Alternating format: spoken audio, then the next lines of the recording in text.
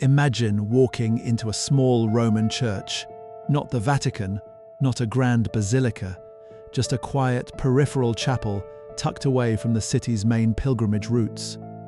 The air smells of old stone and candle wax, and then you look up. Above the altar, carved from blinding white marble, is a woman. She is collapsing. Her head has fallen backward so far it looks like her neck might not survive it. Her lips are parted. Her eyes have rolled upward into near unconsciousness. An angel stands over her, smiling, not with compassion, but with something more knowing, gripping a golden spear aimed at her chest and her foot. One bare, smooth, carefully sculpted foot dangles from the edge of a marble cloud directly at eye level, as if placed there for you to notice it. This is the ecstasy of Saint Teresa, completed in 1652. Still sitting in that same chapel today, and for nearly 4 centuries, it has made people deeply, profoundly uncomfortable and deeply, profoundly unable to look away. To understand how a piece like this ended up inside a Catholic church at all, you need to understand the catastrophe that preceded it. In 1646, Gian Lorenzo Bernini, the most powerful sculptor in Europe, was publicly destroyed. His bell tower at St. Peter's Basilica had cracked at the foundations. It had to be torn down entirely. Pope Innocent X, the same pope who had stripped Bernini of his predecessor's favor, ordered the demolition and made sure everyone in Rome heard about it. Bernini was fined. His reputation, built over decades of near-total dominance in Roman art, had crumbled almost as fast as his stonework. For the first time in a generation, Bernini had no papal commission. He was available. That's when Cardinal Federico Cornaro arrived. The cardinal was wealthy, Venetian, and searching for someone to transform a modest chapel in a minor Carmelite church into a lasting memorial to his family. He picked the Santa Maria della Vittoria, far from Rome's spiritual center, far from institutional scrutiny, far from the eyes of popes. And he hired the one artistic genius who, for the first time in memory, had nowhere better to be. What happened in that chapel was not an accident. It was what happens when extraordinary talent, wounded pride, and reduced oversight collide. Start with what Bernini deliberately changed.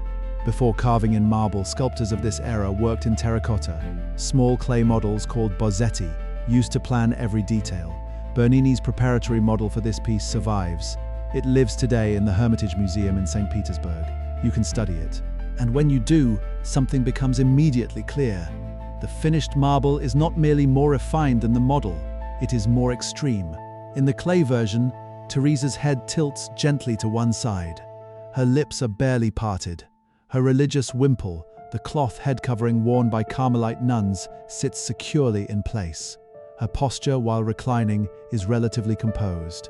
In the marble, Bernini has pulled the wimple loose. He has thrown her head fully backward. He has widened her mouth. He has repositioned her legs further apart. He has added the dangling bare foot, positioned exactly where a viewer's eyes would naturally fall. You can see the fingerprints, literally Bernini's own fingerprints, pressed into the surface of that clay model.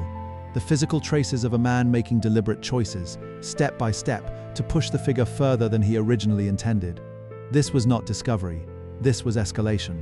Now consider the feet specifically, because this detail has been almost entirely overlooked in popular retellings of this story. Teresa of Avila founded the Discalced Carmelites, commonly translated as the Shoeless Carmelites, which sounds like a natural explanation for why Bernini depicted her without footwear. Surely he was honoring the traditions of her religious order, except that's historically wrong. Teresa's own written constitutions for the order, her rules, written in her own hand, explicitly required hemp sandals and coarse wool stockings at all times. Modesty demanded it. Not a single artist before Bernini had ever painted or sculpted Teresa without foot coverings. The shoeless designation referred to a simplicity of sandal compared to other orders, not actual bare feet. Bernini knew this. He worked within religious commissions his entire career. He understood the visual grammar of sacred art precisely because he had spent his life producing it. The bare foot was not an oversight. And in the visual vocabulary of 17th century Rome, a reclining woman with exposed, smooth feet carried meanings that had nothing to do with sanctity. Then, there is the theatrical machinery of the chapel itself. Bernini spent much of his early career writing and designing theatrical productions. He understood how an audience's experience is shaped not just by what's on stage, but by the light, the architecture, the angle of approach. And the Cornaro Chapel is, in every meaningful sense, a theatre. Behind the chapel's pediment, Bernini concealed a hidden window. During a restoration project, conservators made a remarkable discovery. Built into the window structure was a lens, calibrated so that on October 15th, the feast day of St. Teresa, the light that poured through it would strike the white marble figures at a specific angle, at a specific intensity, producing a glow that could not be replicated at any other time of year. The gilded bronze rays descending from above are not merely decorative, they are stage lighting, frozen in metal. The marble cloud is a platform, and carved into the side walls of the chapel, peering over stone balcony railings in mid-conversation, are members of the Cornaro family, depicted in relief, rendered as observers, watching the scene unfold below them, which raises the question Bernini left permanently unresolved. Are these figures reverent witnesses to a genuine miracle, or are they an audience at a performance? Because those are not the same thing.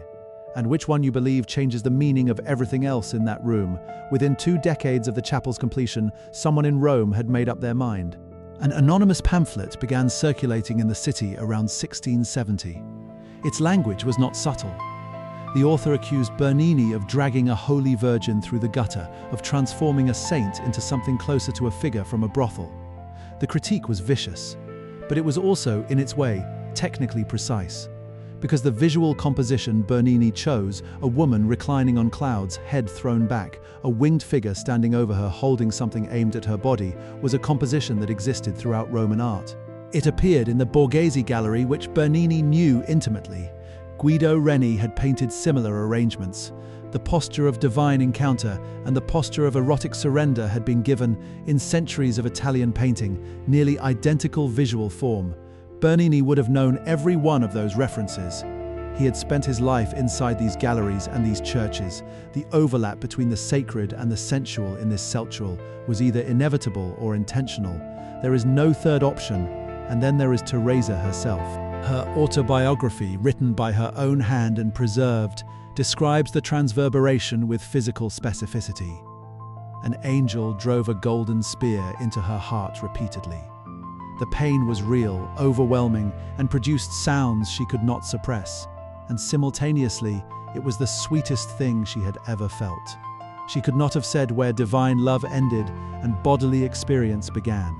She did not want it to stop. Bernini was not taking liberties with a vague spiritual concept. He was illustrating a precise, documented physical account, one the church had taken seriously enough to investigate. When Teresa died in 1582, her body was exhumed 6 years later. Physicians from the University of Salamanca examined her because they had read her description of the transverberation and treated it as a medical report. They removed her heart. They found a wound in it. That heart still exists. It is preserved as a relic in Alba de Tormes, Spain. A visible puncture mark remains in it to this day. Whatever you believe about visions, about saints, about the relationship between physical and spiritual experience, Teresa's own body produced evidence that matched her testimony. Bernini was not sculpting a metaphor. He was rendering something the church's own examination had concluded was real. The ecstasy of Saint Teresa has never been moved, never censored, never covered. The church that commissioned it, and every institution that has overseen it since, has looked at it, at the abandoned posture, the parted lips, the dangling foot, the knowing angel, and chosen to keep it exactly where Bernini placed it. Maybe they saw only devotion. Maybe they understood, better than anyone said out loud, that Bernini had done something more dangerous than provocation. That he had located the precise point where sacred and sensual cannot be cleanly separated, and pressed his marble chisel into it and refused to move. The sculpture sits above the altar still. The light still falls on it from the hidden window above. And it is still asking you, 4 centuries later, the same question it has always been asking. What exactly are you looking at?